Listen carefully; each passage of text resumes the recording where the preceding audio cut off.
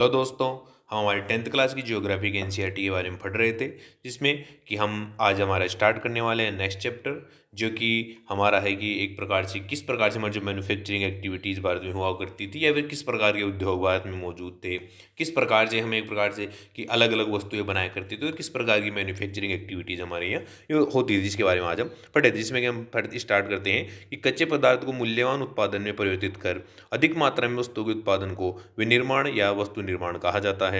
जैसे लकड़ी से कागज बनाना, गन्ने से चीनी बनाना, लोहे अयस्क से इस्पात बनाना तथा बॉक्साइट से एल्यूमिनियम बनाना आदि क्रियाएं एक प्रकार से जो हमारा विनिर्माण है उसी में जानी जाती हैं।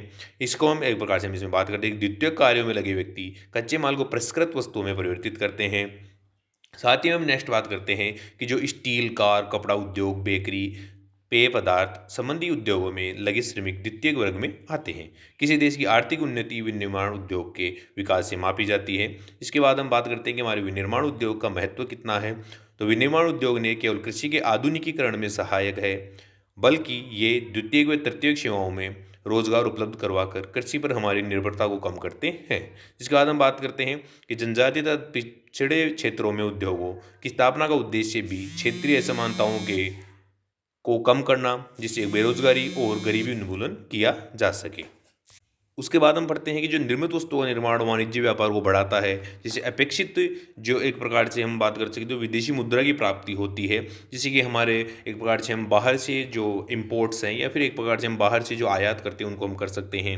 वैसे ही हम बात करते हैं कि वे देश की विकसित है जो कच्चे माल को विभिन्न तथा मूल्यवान तैयार माल में विनिर्मित करते हैं, और भारत का विकास विविध व शीघ्र औद्योगिक विकास में निहित है। इसके बाद हम बात करते हैं कि राष्ट्रीय अर्थव्यवस्था में उद्योगों का योगदान।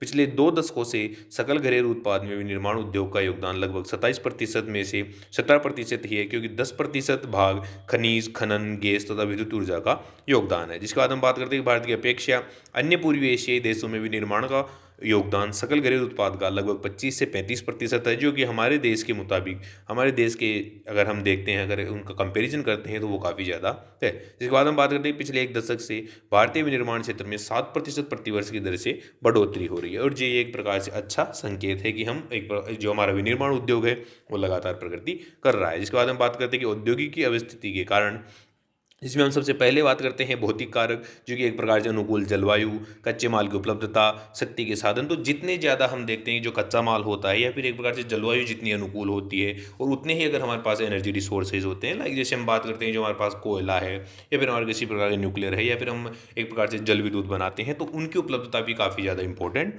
इस पर होती है। जिसके बाद हम बात करते हैं कि दूसरा हमारा है वो है मानवीय कारक, जिसमें है कि श्रम तथा पूंजी की बाजार की उपलब्धता कितनी है या फिर वहाँ से कितनी दूरी पर बाजार है, परिवहन और संचार, बैंकिंग, बीमा सेवाएं, आधारिक संरचनाएं, सरकारी नीतियाँ और उद्यमी। तो सरकार भी कितना एक प्रकार से मैन्युफैक्चरिंग को सपोर्ट करती है, उसके बारे में हम आगे पढ़ते हैं। जिसके बाद में है कि समूहन बचत, जो नगर केंद्र द्वारा दी गई सुविधाओं से लाभान्वित कई बार बहुत से उद्योग नगरों के आसपास ही केंद्रित हो जाते हैं, जिसे समूहन बचत कहते हैं। जिसके बाद हम बात करते हैं कि जो उद्योगों का वर्गीकरण किस प्रकार से किया जाता है। इसमें सबसे पहले बात करते हैं हम प्रयुक्त कच्चे माल के स्रोत, कि हम किस कच्चे माल कौन कौन से यूज़ में लेते हैं। इसमें हम बात करते हैं जो कृषि पर आधारित कच्चे माल है वो है जैसे सूती वस्त्र उद्योग, ऊनी वस्त्र उद्योग, रेशम वस्त्र उद्योग, रबर, चीनी, चाय, कॉफी एवं वनस्पति तेल उद्योग। तो ये सभी उद्योग एक प्रकार से कृषि पर आधारित उद्योग हैं। इसके बाद हम बात करते हैं जो खनिज आधारित उद्योग हैं वो है लोहा तथा इस्पात उद्योग, सीमेंट उद्योग, एल्यूमिनियम उद्योग, मशीन, औजार और पेट्रो रसायन उद्योग। ये सभी उद्योग एक प्रकार से खनिज पर आधारित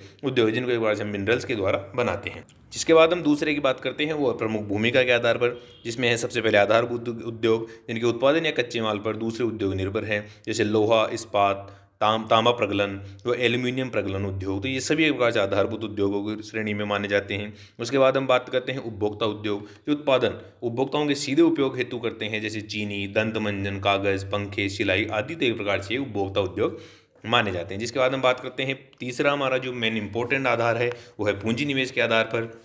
एक लघु उद्योग को परिसंपत्ति की एक इकाई या अधिकतम निवेश मूल्य के परिप्रेक्ष्य में परिभाषित किया जाता है। यह निवेश सीमा समय के साथ परिवर्तित होती रहती है। वर्तमान में अधिकतम निवेश 1 करोड़ रुपए तक स्वीकार्य है।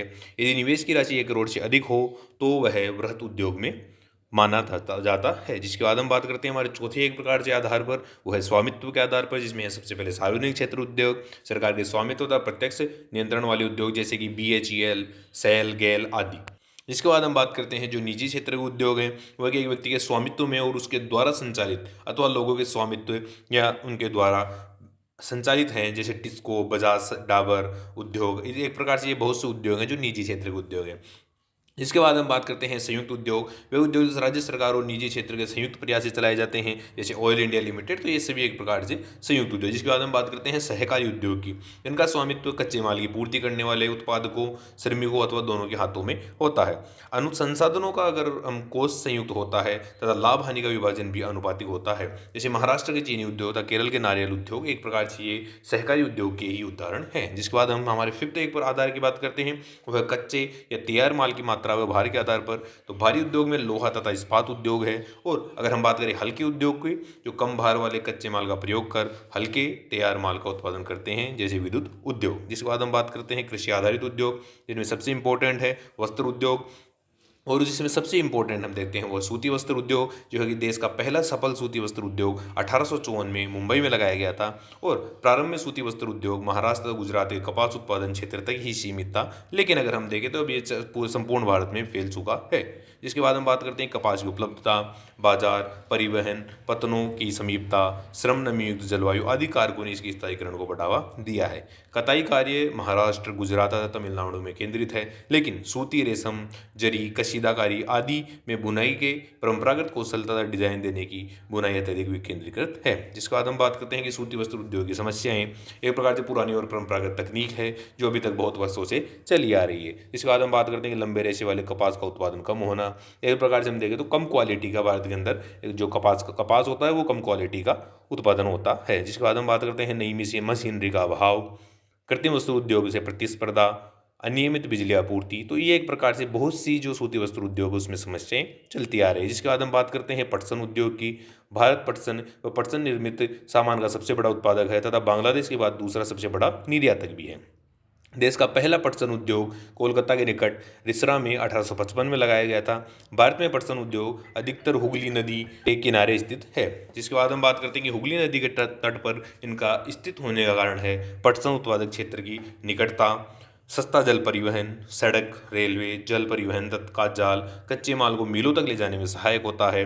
कच्चे माल को संशोधित करने में प्रचुर जल, पश्चिमी बंगाल तथा सीमावर्ती राज्य उड़ीसा, बिहार, उत्तर प्रदेश से सस्ता श्रमिकों का मिलना, जूट के सामान के निर्यात के लिए पत्तन की सुविधा प्रदान करना आदि एक प्रकार से बहुत से ऐसे जो हम देखते हैं कि जो एक प्रकार से कारक हैं जो एक प्रकार से पटसन उद्योग को उसी एरिया में सीमित करते हैं और साथ ही में वहाँ पे इसको काफ़ी ज़्यादा डेवलप भी करते हैं। जिसके बाद हम बात करते हैं हमारा जूट उद्योग है या फिर जो हमारा पटसन उद्योग है उसकी क्या क्या प्रॉब्लम्स है, जो कि कृत्रिम रेशों से बने वस्त्रों का सस्ता होना, विदेशी बाजारों से प्रतिस्पर्धा, बांग्लादेश का मुख्य प्रतिस्पर्धी के रूप में उभरना और जूट की खेती में अधिक व्यय होना। उसके बाद हम बात करते हैं हमारे चीनी उद्योग की। भारत का चीनी उत्पादन में विश्व में दूसरे स्थान पर है, लेकिन गुड़ और खांडसारी के उत्पादन में इसका प्रथम स्थान है। चीनी मिलें उत्तर प्रदेश, बिहार, महाराष्ट्र, कर्नाटक, तमिलनाडु, आंध्र प्रदेश, गुजरात, पंजाब, हरियाणा तथा मध्य प्रदेश राज्य में फैली हैं। चीनी मिलों का लगभग 60% अगर हम एरिया देखते हैं तो उत्तर प्रदेश और बिहार में है, क्योंकि वो ही ज़्यादातर हम देखते हैं तो जो गन्ना उत्पादित करने वाले क्षेत्रों में माने जाते हैं। तो इस वजह से वहाँ पे चीनी उद्योग भी काफ़ी ज़्यादा फल पूरित रहे हैं। और जिसके बाद हम बात करते हैं दक्षिणी तथा पश्चिमी राज्य में बढ़ने का कारण गन्ने में सुक्रोज की मात्रा अधिक होना, ठंडी जलवायु होना, सहकारी समितियां सफल होना। तो ये प्रकार से बहुत से ऐसे इंपॉर्टेंट कारण हैं। इसके बाद हम बात करते हैं चीनी उद्योग की प्रमुख चुनौतियां। इस उद्योग का अल्पकालीन होना, पुरानी व असक्षम तकनीक का इस्तेमाल होना, परिवहन असक्षमता से गन्ने का समय पर कारखाने में नहीं पहुंचना और खोई का अधिकतम इस्तेमाल न कर पाना। तो एक प्रकार से बहुत सी ऐसी समस्याएं हैं जो चीनी उद्योग के लिए बहुत ही परेशानी का सबक बनी हुई है और एक प्रकार से हमें इनमें काफ़ी ज़्यादा सुधार करना चाहिए। और गवर्नमेंट भी, हमारी जो सरकारें हैं वो भी काफ़ी ज़्यादा ऐसे मेजर्स लेके आ रही हैं, वो काफ़ी ज़्यादा ऐसी जो चीज़ें लेके आ रही हैं, नए नए नियम बना रही हैं जिससे वो चीनी उद्योग को आगे बढ़ाया जा सके। एक प्रकार से हम देखते हैं जैसे वो मिथेनॉल का निर्माण कर रही हैं जो गन्ना है उसके द्वारा, ताकि जो गन्ना उत्पादन करने वाले किसान हैं वो एक प्रकार से बिल्कुल भी डीमोटिवेट ना हो और वो गन्ने का उत्पादन लगातार करते रहे। तो एक प्रकार से वो चाहते हैं कि जो गन्ना है उसका उत्पादन होता रहे और हम कंटिन्यूसली चीनी की काफ़ी ज़्यादा मात्रा में उत्पादित करते रहे। जिसके बाद हम बात करते हैं खनिज आधारित उद्योग। वे उद्योग जो खनिज पदार्थों को कच्चे माल के रूप में प्रयोग करते हैं, खनिज आधारित उद्योग कहलाते हैं। लोहा तथा इस्पात उद्योग। लोहा तथा इस्पात उद्योग का आधारभूत उद्योग है, क्योंकि अन्य सभी भारी, हल्के और मध्यम उद्योग इससे बनी मशीनरी पर निर्भर करते हैं। इस्पात के उत्पादन तथा खपत को प्रायिक देश के विकास का पैमाना माना जाता है। इस उद्योग के लिए लोहा अयस्क, कोकिंग कोल, चूना पत्थर का अनुपात लगभग 4:2:1 का है। इस्पात को कठोर बनाने के लिए इसमें मैग्नीज की कुछ मात्रा भी मिलाई जाती है। तो एक प्रकार से ये काफ़ी ज़्यादा इसमें जो अलग अलग अयस्क हैं वो मिलाए जाते हैं। इस समय भारत में 10 मुख्य संकलित उद्योग तथा बहुत से छोटे इस्पात संयंत्र हैं। सार्वजनिक क्षेत्र के लगभग सभी उपक्रम अपने इस्पात को स्टील अथॉरिटी ऑफ इंडिया के माध्यम से बेचते हैं। इसमें हम नेक्स्ट बात करते हैं कि जो इस्पात का सबसे बड़ा उत्पादक चीन है तथा सबसे बड़ा उपभोक्ता भी चीन ही है। भारत में छोटा नागपुर के पठारी क्षेत्र में अधिकांश लोहा तथा इस्पात उद्योग से केंद्रित है, क्योंकि वहाँ पर लोहा एक प्रकार से अच्छी क्वालिटी का लोहा वहाँ पे पाया जाता है। इस वजह से वो क्षेत्र काफ़ी ज़्यादा इसके लिए इम्पोर्टेंट है। और वहाँ पे बहुत से ऐसे, जैसे टिस्को हम बात करते हैं, या फिर एक प्रकार से हम बात करते हैं कि जो अलग अलग जैसे टाटा आयरन स्टील कंपनी और जो एक प्रकार से अलग जो कंपनीज हैं, तो वो वहाँ पे स्थित हैं। क्योंकि इस प्रदेश में उद्योगों के विकास के लिए अनुकूल सापेक्षिक परिस्थितियां भी हैं। देश में इस्पात उद्योग को विकसित नहीं कर पाने की प्रमुख कारण है कि यहाँ पर उच्च लागत तथा कोकिंग कोयले की सीमित उपलब्धता है, कम श्रमिक उत्पादकता, ऊर्जा की अनियमित पूर्ति एवं अविकसित अवसंरचना भी इसके पीछे काफ़ी ज़्यादा हिस्सेदारी निभाती है। जिसके बाद हम बात करते हैं कि जो हमारा एल्यूमिनियम का उद्योग है वो किस प्रकार से हमारे यहाँ पर संचालित होता है। तो भारत में एल्यूमिनियम प्रगलन दूसरा सर्वाधिक महत्वपूर्ण धातु शोधन उद्योग है। यह हल्का, जंग अवरोधी, ऊष्मा का सुचालक, लचीला तथा अन्य धातु के मिश्रण से अधिक कठोर बनाया जाता है। हवाई जहाज बनाने, बर्तन तथा तार बनाने में इसका प्रयोग किया जाता है। देश के एल्यूमिनियम प्रगलन संयंत्र उड़ीसा, पश्चिम बंगाल, केरल, उत्तर प्रदेश, छत्तीसगढ़, महाराष्ट्र और तमिलनाडु राज्यों में स्थित है। प्रगलकों में या स्मेल्टर्स में बॉक्साइड का कच्चे पदार्थ के रूप में प्रयोग किया जाता है। तो एक प्रकार से इसको काफ़ी ज़्यादा इससे स्ट्रॉन्ग बना दिया जाता है। इस उद्योग की स्थापना की 2 महत्वपूर्ण आवश्यकताएं हैं, जिसमें पहली है कि नियमित ऊर्जा की आपूर्ति और दूसरी है कि कम कीमत पर कच्चे माल की सुनिश्चित उपलब्धता। तभी ये एक प्रकार से अच्छी तरह से सक्सेसफुल हो सकता है। इसके बाद हम बात करते हैं हमारे रसायन उद्योग की। भारत में रसायन उद्योग का सकल घरेलू उत्पाद में लगभग 3% योगदान है। यह उद्योग एशिया का तीसरा बड़ा तथा विश्व में आकार की दृष्टि से 12वें स्थान पर है तथा कार्बनिक तथा अकार्बनिक दोनों क्षेत्रों में तीव्र वृद्धि रसायन उद्योग के कारण देखने को मिली है। इसके बाद हम बात करते हैं कि जो अकार्बनिक रसायनों में जैसे सल्फ्यूरिक अम्ल, नाइट्रिक अम्ल, क्षार, सोडा एस तथा कास्टिक सोडा आदि शामिल हैं। कार्बनिक रसायनों में पेट्रो रसायन शामिल हैं, जो कि कृत्रिम वस्त्र, कृत्रिम रबड़, प्लास्टिक, रंजक पदार्थ, दवाइयाँ, औषध रसायन बनाने में प्रयोग लिए जाते हैं। इसके बाद हम बात करते हैं जो रसायन उद्योग है अपने आप में एक बहुत बड़ा उपभोक्ता भी है। इसमें काफ़ी ज़्यादा एक प्रकार से हम देखते हैं तो ये खुद भी काफ़ी ज़्यादा जो अलग रसायन है उनकी खपत करता है। इसके बाद हम बात करते हैं हमारे उर्वरक उद्योग की। तो उर्वरक उद्योग नाइट्रोजन उर्वरकों, मुख्यतः यूरिया, फॉस्फेरिक उर्वरक लाइक जैसे डीएपी और अमोनियम फॉस्फेट और मिश्रित उर्वरक, जिनमें 3 मुख्य पोषक उर्वरक हैं जैसे नाइट्रोजन, फॉस्फेट, पोटास के उत्पादन के क्षेत्र में आसपास केंद्रित है। पोटास भारत में पूर्ण रूप से आयात किया जाता है, क्योंकि इसमें भारत में कोई भी भंडार भारत में मौजूद नहीं है। मतलब भारत में बिल्कुल भी पोटास की कोई भी मात्रा भारत में स्थित नहीं है। भारत को बाहर से ही या फिर जो फॉरेन कंट्रीज़ हैं, जो विदेशी देश हैं, वहाँ से हमें आयात करना पड़ता है। हरित क्रांति के बाद ये उद्योग देश के अन्य भागों में फैल गया है। गुजरात, तमिलनाडु, उत्तर प्रदेश, पंजाब और केरल राज्य कुल उर्वरक उत्पादन का लगभग 50% उत्पादन करते हैं। जिसके बाद हम बात करते हैं हमारे सीमेंट उद्योग की। यह उद्योग निर्माण कार्यों के लिए आवश्यक है। इस उद्योग को भारी व स्थूल कच्चे माल जैसे चूना पत्थर, सिलिका और जिप्सम की आवश्यकता होती है। सीमेंट उद्योग की इकाइयाँ गुजरात में लगाई गई है, क्योंकि यहाँ से खाड़ी देशों के बाजार की उपलब्धता है। पहला सीमेंट उद्योग सन 1904 में चेन्नई में लगाया गया था। इसके बाद हम बात करते हैं मोटर गाड़ी उद्योग की। मोटर गाड़ी यात्रा तथा सामान के तीव्र परिवहन के लिए आवश्यक साधन है। उदारीकरण के बाद नए और आधुनिक मॉडल के वाहनों का बाजार तथा वाहनों की मांग बढ़ी है। यह उद्योग दिल्ली, गुड़गांव, मुंबई, पुणे, चेन्नई, कोलकाता, लखनऊ, इंदौर, हैदराबाद, जमशेदपुर और बेंगलुरु के आसपास ही स्थित है और वहाँ पे इसका काफ़ी बड़ा मार्केट भी है। और अगर हम देखें तो संपूर्ण भारत में ही जो ऑटोमोबाइल उद्योग है उसका काफ़ी बहुत बड़ा एक प्रकार से बहुत बड़ा मार्केट स्थित है। जिसके बाद हम बात करते हैं सूचना प्रौद्योगिकी तथा इलेक्ट्रॉनिक उद्योग। इलेक्ट्रॉनिक उपयोग के अंतर्गत आने वाले उत्पादकों में ट्रांजिस्टर से लेकर television, telephone, cellular telecom, telephone exchange, radar, computer तथा दूरसंचार उद्योग के लिए उपयोगी अनेक अन्य उपकरण यहाँ पे बनाए जाते हैं। बेंगलुरु भारत की इलेक्ट्रॉनिक राजधानी के रूप में उभरा है और वहाँ पर इस प्रकार के काफ़ी ज़्यादा एक प्रकार से उपकरण बनाए जाते हैं।